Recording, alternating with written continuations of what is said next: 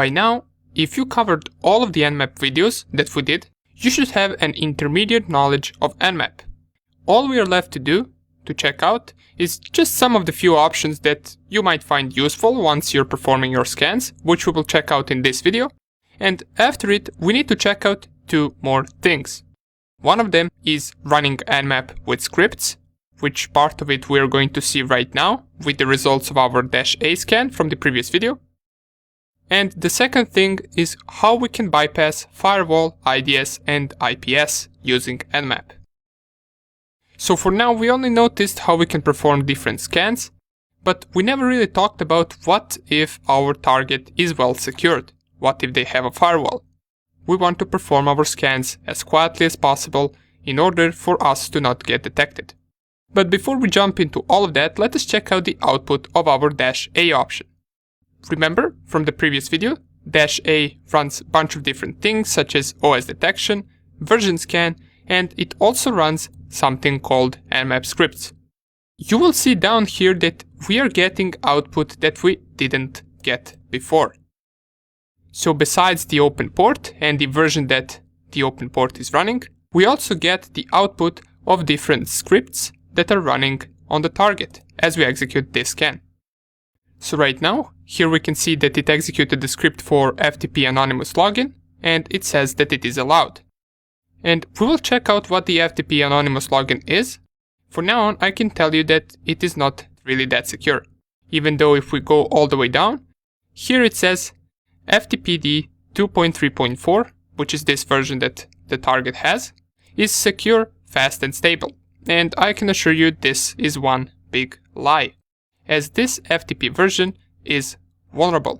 And we're going to see in the exploitation section how we can exploit this and gain access to our target machine.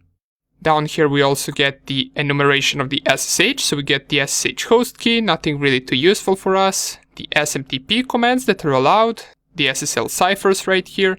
We also get the HTTP server's header, the HTTP title, and these are just some additional information that we got from running scripts. If I go all the way down, we also get information for some other open ports. And down here, we will see that our scan also performed the SMB enumeration. So we got the computer name, NetBIOS computer name, domain name, SMB security mode. Down here, we also get the trace route to this target's IP address. And this is the one hop that we have since it is in our own network. It tells us down here that it also performed the OS and service detection, and here is the OS detection, but we already saw this. We got Linux running. So this is just some additional information on top of the information that we already had. But remember, -A is an aggressive scan. It does give us the most output out of any other options, but it is also pretty aggressive and easily detectable if target has some security measures. Since our Metasploitable doesn't have any security measures or is not behind any firewall, this scan is best for targets like that. So we got the most information using -A. But besides this -A, let us also check a few more useful options that Nmap gives us. And to do that, we're going to run the Nmap manual. So type man and then Nmap, and it will open up the manual once again. We already know how we can go through it with upper and lower arrow, and we're going to just go really quick through it and see whether there are any useful options that we haven't covered but that you might want to use. So if I go down here, this -SN option is really useful option. And it is not really useful for discovering vulnerabilities or open ports. Matter of fact, this option right here performs the same thing that our NetDiscover tool did. Remember, we use NetDiscover to locate all of the hosts that are up and running on our network, and -SN pretty much does the same thing. As we can see right here, this option tells Nmap not to do a port scan, so you will not find out any open ports with this scan. The only useful thing we get from this is which hosts are up and running. So let's test it out real quick. And this is a scan that you would use probably on multiple machines to discover which ones are up and which ones aren't, but you can also use it on one machine if you'd like. For this scan, I will use my home network, so -SN and then 192.168.1.1-255.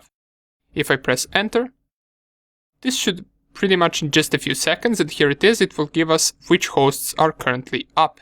We get their IP addresses. So 192.168.1.10, this is my laptop. We get the Metasploitable, we get Windows 10 probably, and we get my router. So instead of netdiscover, you can use this to figure out which hosts are up. But for me personally, I like netdiscover output a little bit better than this one. This right here looks a little bit messy. Okay, so the second thing that I want to show you is -p option. And this is an actual option that you will use a lot. So for this, we're going to scan our Metasploitable, so change the IP address to the Metasploitable IP address. And what -p option is simply you can specify what range of port you want to scan with Nmap. So remember, when we perform any other scan, it scans top 1000 ports.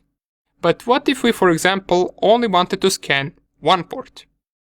For example, let's say we wanted to scan port 80 on the Metasploitable. Can we do that?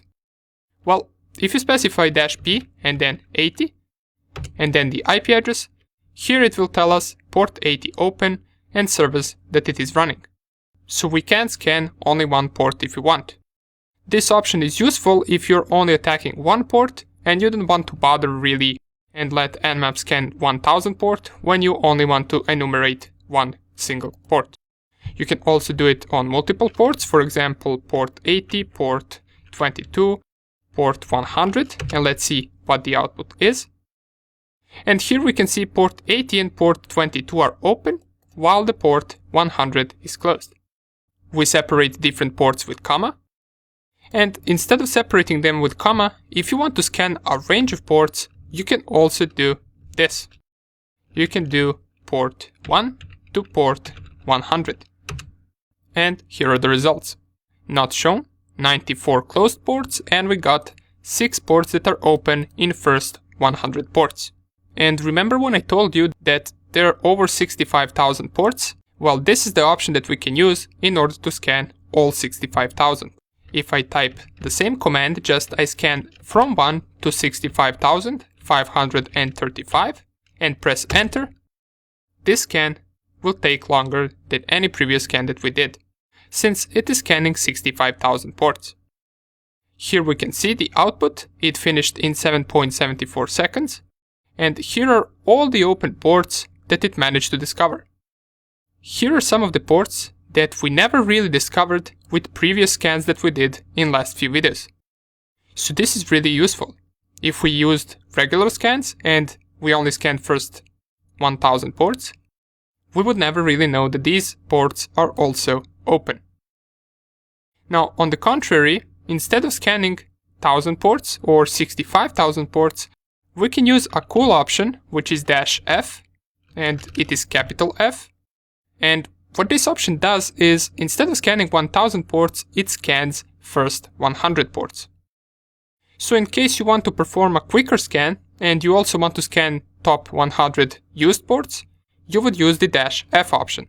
If I press enter, you can see it finished in less than 1 second, and it scanned top 100 ports. Now, this doesn't mean that it scanned port from 1 to 100, this simply means it scanned first 100 ports that are usually most used. So we got 21, 22, 25, 53, and a bunch of others as well. But whenever you really want to find out everything you can about the target, this scan will be more useful. The one where we scan 65,000 ports, since you can see there are a lot more ports that are open than with this scan. Okay, cool. Let me show you one more option before we proceed to the next video. And that option is how to output an Nmap scan. So there are a few ways that we can do that.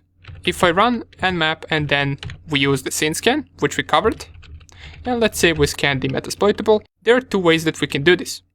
If we want the output to be inside of a file, we can use 2 arrows to the right and then output of scan.txt. Let me see, you requested the scan type which requires root privileges, so let us run it with root. And press enter, type in password, and you will see we get no output to our terminal. That is because all of the output is stored in this file. If we use the cat command to output the results, here is our scan that is being stored inside of this file. So this is useful once you want to, for example, add this to your report. So you just save it in a file and then later on copy and paste this on a report. Another way that you can do this, in case you want the results to be saved both in a file and also outputted in your terminal, we can use the -on option. So -on, I'm not sure if it is with capital N or lowercase n. We're going to check that out with the help menu. So let's go to the output settings, and it is -on option. And we can see right here -on option is output scan in normal. So we can simply just save this in a normal file. If you want some other file type, you can use OX for the XML. And we got some other options here as well that you might find interesting. For now on, we're just going to check out this one.